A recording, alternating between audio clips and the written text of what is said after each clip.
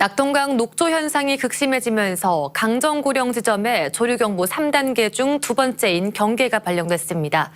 강물에 포함된 유해 남세균 숫자가 급증하면서 대구 지역 수돗물 정수 과정에 큰 부담을 주고 있다는 지적입니다. 신병철 기자가 보도합니다. 폭염이 지속되면서 낙동강의 녹조 현상은 갈수록 심해지고 있습니다. 강정고령 지점에는 조류경보 3단계 가운데 두 번째인 경계가 발령됐습니다.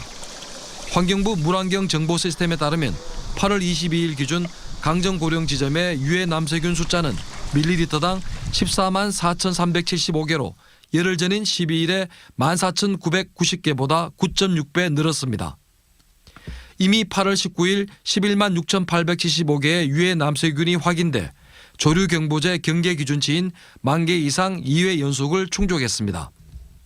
조류경보 경계가 발령되면 환경당국은 친수활동과 어패류 먹기, 가축 방목 등을 자제할 것을 권고하거나 알려야 합니다. 유해 남세균은 맹독성 물질인 마이크로시스틴을 배출하며 죽기 때문에 매우 위험합니다. 실제로 1996년 브라질 카루아루 지역의 혈액투석센터에서 마이크로시스틴에 오염된 물을 사용해 49명이 숨진 일도 있었습니다. 그래서 정수 과정에서 남세균의 특성을 잘 이용하는 제거 작업이 매우 중요합니다. 이 살아있는 남세균들, 그러니까 이게 터지기 전에 남세균들을 먼저 제거해야 돼요. 예, 그리고 나면 물에 남은 독성들이 있으니까 그걸 이제 포집을 해가지고 없애면 되는데, 만일 반대로 한다고 생각해 보세요. 그럼 독성 먼저 제거했죠?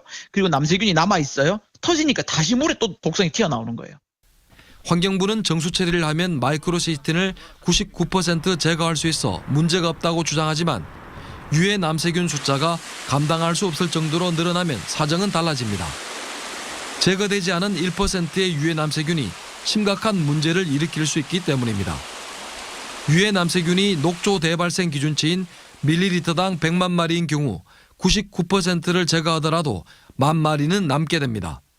이게 함정인데요. 이런 거예요. 99%를 제거한다. 이러면 마치 다 제거되는 것 같잖아요. 예를 들어 여름철에는 10,000마리가 있으니까 99.99%를 없애야지 1마리가 되는데, 우리나라는 자꾸 똑같은 이야기를 해요. 우리 99% 제거해. 그래서 뭐가 달라졌다는 거죠? 실제로 2022년 7월 대구문화방송이 대구시 상수도 사업본부로부터 제공받은 정수를 검사한 결과 마이크로시스틴이 0.226에서 0.281ppb 농도로 검출됐습니다. 우리나라 기준치인 1ppb보다 낮지만 미국 환경보호국의 아동 허용치인 0.3ppb에 근접한 수치입니다.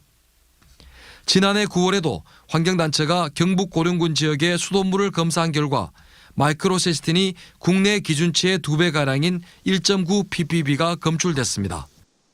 환경단체들은 녹조 독소 문제를 해결하기 위한 유일한 방법은 낙동강 보해 수문 개방이라고 주장하지만 환경당국은 이를 새겨듣지 않고 있습니다. MBC 뉴스 신병철입니다.